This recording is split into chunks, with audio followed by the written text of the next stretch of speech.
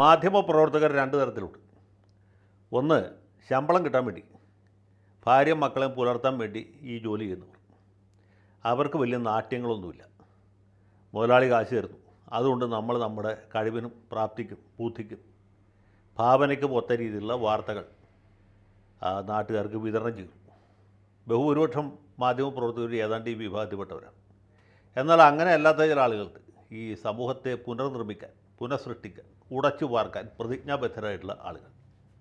അതിലൊരാളാണ് കഴിഞ്ഞ ദിവസം ഈ അമേരിക്കൻ മലയാളികളുടെ അവാർഡ് നിരാകരിച്ച ഗസയോടും പലസ്തീനോടും ഐക്യദാർഢ്യം പ്രഖ്യാപിച്ച ജനാബ് പ്രമോദ് രാമൻ.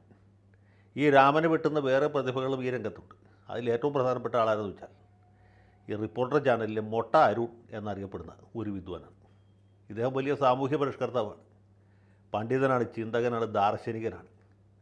സാധാരണ മാധ്യമപ്രവർത്തകരുടെ പോലെയല്ല, ഷാനി പ്രഭാകരൻ്റെ പോലെയോ അല്ലെങ്കിൽ സിന്ധു സൂര്യകുമാറിൻ്റെ പോലെയോ അതുമല്ലെങ്കിൽ വിനു വി ജോണിൻ്റെ പോലെയോ അല്ല. ഇദ്ദേഹത്തിൻ്റെ ഗുരുനാഥൻ എന്ന് പറയാവുന്ന ശ്രീകണ്ഠൻ നായരെക്കാളും ഗംഭീരനാണ്. പുള്ളി ഏത് സമയവും നമ്മുടെ സമൂഹത്തെ എങ്ങനെ പുനർനിർമ്മിക്കാം, എങ്ങനെ ഉടച്ചു വാർക്കാം എന്നതിനെക്കുറിച്ച് ആലോചിച്ച് വളരെയധികം കഷ്ടതയും ബുദ്ധിമുട്ടും അനുഭവിക്കുന്ന ഒരു വ്യക്തിയാണ്. പ്രത്യേകിച്ച് യുവജനോത്സവവുമായിട്ട് ബന്ധപ്പെട്ടാണ് അദ്ദേഹത്തിൻ്റെ പ്രതിഭ ശരിക്കും ഉണർന്ന് പ്രവർത്തിക്കുക. കഴിഞ്ഞ യുവജനോത്സവത്തിൻ്റെ സമയത്ത് പുള്ളി എല്ലാ വർഷവും ഇങ്ങനെ കുട്ടികൾക്ക് വെജിറ്റേറിയൻ ഫുഡ് കൊടുക്കുന്നത് സാമ്രാജ്യത്വത്തോടും ഫാസിസത്തോടുമുള്ള ഒരു ഐക്യപ്പെടലാണ്. അതുകൊണ്ട് യുവജനോത്സവത്തിന് വരുന്ന കുട്ടികൾക്ക് ചിക്കൻ ബിരിയാണി, മട്ടൻ ബിരിയാണി, പോത്തിറച്ചി, പോർക്ക് വിന്താലു ഇതൊക്കെ കൊടുക്കേണ്ടതിൻ്റെ ആവശ്യകതയെക്കുറിച്ച് ഫേസ്ബുക്കിൽ ഒരു പോസ്റ്റ് ഇട്ടു. പോറ്റി ഹോട്ടലിൽ നിന്ന് മസാല ദോശ കഴിക്കുമ്പോൾ നമ്മൾ ഫാസിസവുമായിട്ട് സമരസപ്പെടുകയാണ്. നേരെ മറിച്ച് മിലിറ്ററി ഹോട്ടലിൽ നിന്ന് പോത്ത് ബിരിയാണി കഴിക്കുമ്പോൾ നമ്മൾ ഗസയോടും പലസ്തീനോടും ഐക്യപ്പെടുകയാണ് എന്നാണ് പുള്ളിയുടെ സിദ്ധാന്തം. അത് കേട്ട വഴിക്ക് ഇവിടെ വലിയ കലാപമുണ്ടായി, നമുക്ക് ഓർമ്മയുണ്ട്. ഒടുവിൽ മന്ത്രി ശിവൻകുട്ടി ഇടപെട്ടു. പഴയുടെ മോഹൻ നമ്പൂരി കുശിനിപ്പണി നിർത്തിപ്പോയി, പല കലാപങ്ങളും ഉണ്ടായി. പിന്നെ മന്ത്രി ഒരുപാട് ബുദ്ധിമുട്ടിയാണ്. മന്ത്രി മാത്രമല്ല, വാസവനും സജി ചെറിയാനും ഒക്കെ പ്രയാസപ്പെട്ടാണ് ഈ നമ്പൂരിയെ തിരിച്ചു പാചകപ്പുരയിൽ കൊണ്ടുവന്നത്. അത് വേറെ കഥ. അതുമാത്രമല്ല, ഇദ്ദേഹത്തിൻ്റെ പരിഷ്കാരങ്ങൾ പറഞ്ഞാൽ തീരുകയില്ല. ഈ തെരഞ്ഞെടുപ്പ് റിപ്പോർട്ട് ചെയ്യാനൊക്കെ ആളുകൾ പോകുന്നുണ്ട്. പക്ഷേ കുതിരപ്പുറത്ത് കയറിപ്പോയ ആദ്യത്തെ മലയാള മാധ്യമ പ്രവർത്തകൻ ഇദ്ദേഹമാണ്. അതുപോലെ തന്നെ എവിടെയാണ്, കർണാടകത്തിലൊരു സ്ഥലത്ത് ഒരു മലയാളി ഓടിച്ചിരുന്ന ലോറി മലയിടിയിൽപ്പെട്ട് പുഴയിലേക്ക് പോയി. അത് പുഴയിലേക്ക് പോയ സമയത്ത് തന്നെ എല്ലാവർക്കും അറിയാം, ഈ പാവപ്പെട്ട ഡ്രൈവർ അതിൻ്റെ അകത്ത് മരിച്ചുപോയി. ഒന്നുകിൽ പുഴയിൽ വെള്ളം കുടിച്ച് മരിച്ചു, അല്ലെങ്കിൽ മേല് മണ്ണ് വീണ് അദ്ദേഹം കാലപുരി പോയി എന്നുള്ളത്. പക്ഷേ മൊട്ട അത് സമ്മതിക്കുകയില്ല. പുള്ളി അവിടെ പോയിട്ട് വലിയ റിപ്പോർട്ടിങ്ങാണ്. വലിയ റിപ്പോർട്ടിങ്ങില്ല, മുടിഞ്ഞ റിപ്പോർട്ടിങ്. ഇയാൾ ജീവനോടെ ഉടനെ കിട്ടും, ഇവിടെ തുരന്നാൽ മതി, ഇവിടെ കുഴിച്ചാൽ മതി. എവിടെ കുഴിക്കാനാണ്? അവസാനം കർണാടക സർക്കാർ പ്രൊക്ലൈനും JCB ഒക്കെ കൊണ്ടുവന്ന് മല മുഴുവൻ മാറ്റി. ലോറിയുടെ പൊടി പോലും കാണാനില്ല.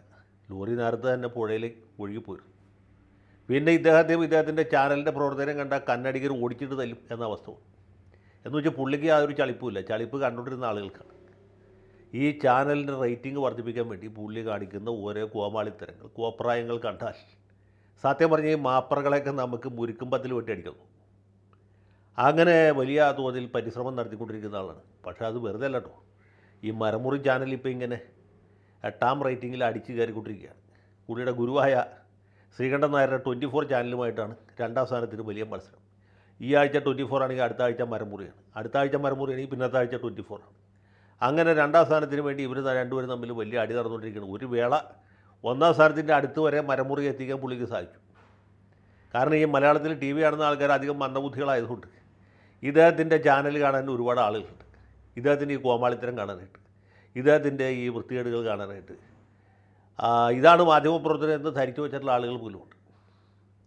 അങ്ങനെ ഇദ്ദേഹം ഇങ്ങനെ നടത്തിക്കൊണ്ടിരിക്കുമ്പോഴാണ് വീണ്ടും യുവജനോത്സവം വരും. യുവജനോത്സവം എന്ന് പറഞ്ഞാൽ പണ്ട് തന്നെ മാധ്യമങ്ങൾക്ക് വലിയ കോളമുള്ള സമയമാണ്.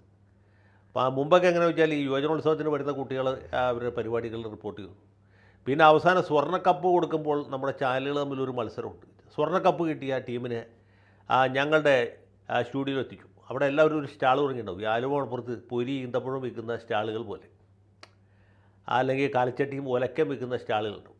ഈ സ്റ്റാളുകൾ പോലെ ഓരോ ടെലിവിഷൻ ചാനലുകാരും അവിടെ സ്റ്റാൾ തുടങ്ങും.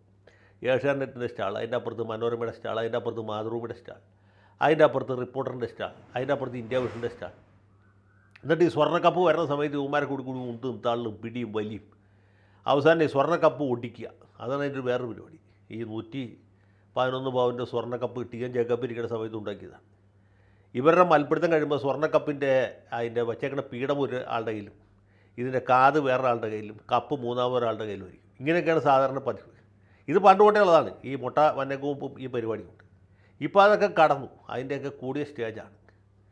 ഇത്തവണത്തെ ഒരു പ്രത്യേകത, മുട്ട ചാനലിൽ പെട്ട ഒരു വിഡ്ഢി, അവന് വിഡ്ഢി എന്നല്ല പറയണ്ടേ, ശരിക്കും പത്രത്തിലടിക്കാൻ കൊള്ളാത്ത വാക്ക് ഈ തെണ്ടിയെക്കുറിച്ച് പറയുന്നത്. തെണ്ടി എന്നുള്ള വാക്കും സത്യം പറഞ്ഞാൽ പൊളിറ്റിക്കലി കറക്റ്റല്ല. കാരണം തെണ്ടികളെ എനിക്കെതിരായിട്ട് ബാനഷ്ടത്തിന് കേസ് കൊടുക്കും. അവർക്കൊരു അന്തസ്സുണ്ട്. ഇവൻ്റെ പേര് ഷഹബാസ് എന്നോ മറ്റുമാണ്. ഒരു എംബോക്കി എന്ന് പറഞ്ഞാൽ ഇത് വലിയ തെറ്റില്ല. മലപ്പുറത്തുനിന്ന് വരുന്ന ഒപ്പന ടീമിൽപ്പെട്ട ഒരു കുട്ടിയോട്, മണവാട്ടിയുടെ വേഷം ധരിച്ചിരിക്കുന്ന കുട്ടിയെടുത്ത് അവൻ്റെ മൂരി ശൃംഗാരം കണ്ടല്ലോ, മതിലിനോട് ചേർത്ത് നിർത്തി നല്ല ഇടി കൊടുക്കാൻ തോന്നും. എനിക്കതാ തോന്നിയത്. അത് കാണുന്ന നിങ്ങൾക്കും അത് തന്നെ തോന്നും. അതിൻ്റെ വിഷ്വൽസ് ഇവിടെ ഇല്ലാത്തതുകൊണ്ടല്ല കാണിക്കാത്തത്, അത്രയും അശ്ലീലമായതുകൊണ്ടാണ്. ഇവരൊക്കെ മാധ്യമ പ്രവർത്തകനാണെന്ന് പറയുന്നത് മാധ്യമ ലോകത്തിന് അവമാനമാണ്. ഇയാൾ കാണിക്കുന്ന വൃത്തികേട് കണ്ടപ്പോഴാണ് സത്യത്തിൽ ബോച്ച എത്ര പുണ്യവാനാണ്, എത്ര വിശുദ്ധനാണ് എന്ന് നമുക്ക് തോന്നുന്നത്, എത്ര നമുക്ക് മനസ്സിലാവുന്നത്. അതിനെ അനുകൂലിച്ചുകൊണ്ട് അതിനെ പ്രകീർത്തിച്ചുകൊണ്ട് ഈ മുട്ട നടത്തുന്ന പരാമർശങ്ങളും കാണുമ്പോൾ സത്യം പറഞ്ഞാലുണ്ടല്ലോ, ഈ വല്ല ഇടിവെട്ടുണ്ടായിട്ട് ഇവൻ്റെ ചാനൽ കത്തിപ്പോണേ എന്ന് നമ്മൾ പ്രാർത്ഥിച്ചു പോകും. ഇത്രയും ആഭാസന്മാരാണ്, ഇത്രയും വൃത്തികെട്ടവന്മാരാണ്, ഇത്രയും താഴ്ത്തവന്മാരാണ് ഈ ചാനൽ പ്രവൃത്തിയും കൊണ്ടെടുക്കുന്നത്. ഇതിന് മാധ്യമ പ്രവർത്തനം എന്നല്ല, മാധ്യമ വ്യഭിചാരം എന്ന് പറയുന്നതാണ് കൂടുതൽ ശരി. ഇതിൽ കുറഞ്ഞ ഒരു വാക്കുകൊണ്ടും ഇതിനെ വിശേഷിപ്പിക്കാൻ പറ്റുകയില്ല. ഇവർ ഈ വ്യഭിചാരം എന്ന് പറഞ്ഞാൽ അതിന് പിന്നെ ഒരു അന്തസ്സുണ്ട്. ലൈംഗിക തൊഴിലാളികളുടെ ജോലിക്ക് പോലും ഒരു അന്തസ്സുണ്ട്, അതിനൊരു മാന്യതയുണ്ട്. ഇവന്മാർ കാണിക്കുന്ന ഈ വൃത്തികേട്, സത്യം പറഞ്ഞാൽ ഇതിനെക്കുറിച്ച് പറയാൻ ഇതിനേക്കാളും വൃത്തികെട്ട വാക്കുകൾ എനിക്ക് അറിയാൻ പാടുന്നതുകൊണ്ടല്ല, ഇത് കേൾക്കുന്ന ആളുകളുടെ മനോനില ആലോചിച്ചിട്ട് മാത്രമാണ് ഇത് പറയാത്തത്.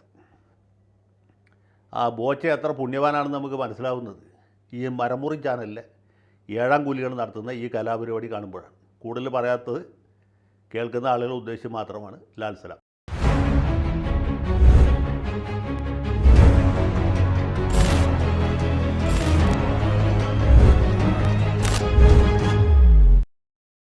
കൂടുതൽ വാർത്തകളും വിശേഷങ്ങളും നിങ്ങളിലേക്ക് എത്താൻ ABC മലയാളം സബ്സ്ക്രൈബ് ചെയ്യുക, ബെൽ ബട്ടണും അമർത്തുക.